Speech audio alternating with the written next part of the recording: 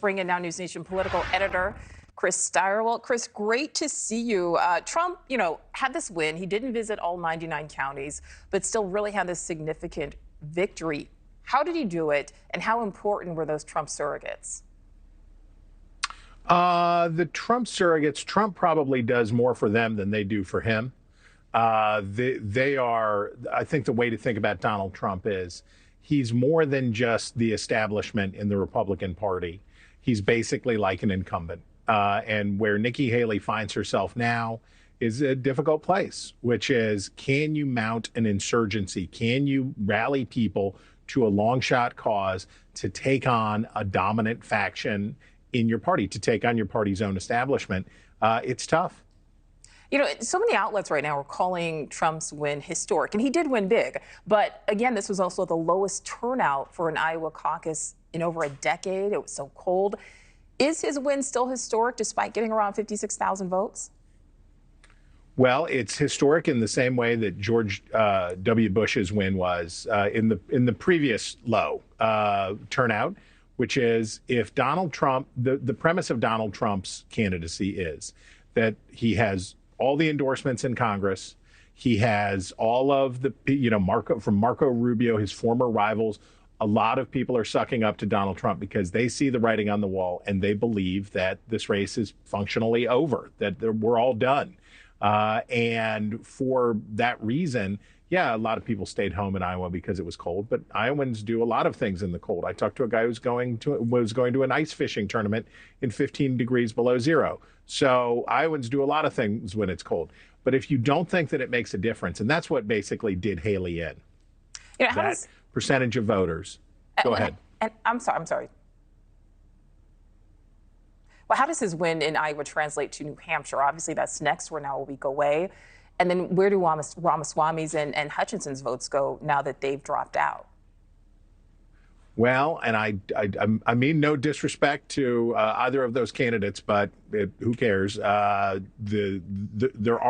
were not any Hutchinson voters in New Hampshire, and there was a pittance for Ramaswamy, so that doesn't matter. What matters for Nikki Haley now is, can she find a way to bring a team of insurgents around herself? And a person we're going to be looking very closely at is Chris Christie, who developed a real following in New Hampshire, particularly with independent voters in New Hampshire, who make up a big part of the race. Remember, there's no real Democratic contest. So Haley is looking to get a lot of independents to come in and vote in the Republican primary. Will Chris Christie, who previously had some not so nice things to say about Nikki Haley, will he say, this is our chance, we've got to do it? On the other hand, Ron DeSantis has a different set of motivations, which is there's something to be said for being second place for your party's nomination. Many times in history, the second place finisher ends up as the heir apparent for the next cycle around. So Ron DeSantis says, look, I'm not going to win, but I can spoil it for Haley. I can keep the opposition divided. And if I can outlast her, do okay on Super Tuesday, I'll have the second most delegates, and then I'll be the guy in 2028. And Haley is really making a big push now. I've been flipping throughout the morning. She's been on the network news. She's been on cable news. She, again, is saying that it is this two-person race between her and Trump. She did place third in Iowa, but she is expected to have this really good showing in New Hampshire. Is the two-person race still really, though, between Haley and DeSantis? I mean, is this inevitable that Trump is going to continue to come out on top? New Hampshire has a chance to reset the race. Nikki Haley has a narrow, very much narrower now than it was 24 hours ago. She still has a path to the nomination, but it is very narrow, and it is dependent now on winning in New Hampshire. I guess it could be a very close. But if she is in a clear second place and it's not decisive against DeSantis, if DeSantis is sort of hanging around and he's in there, then the trip is over for her, right? Because it's going to be tough for her in South Carolina.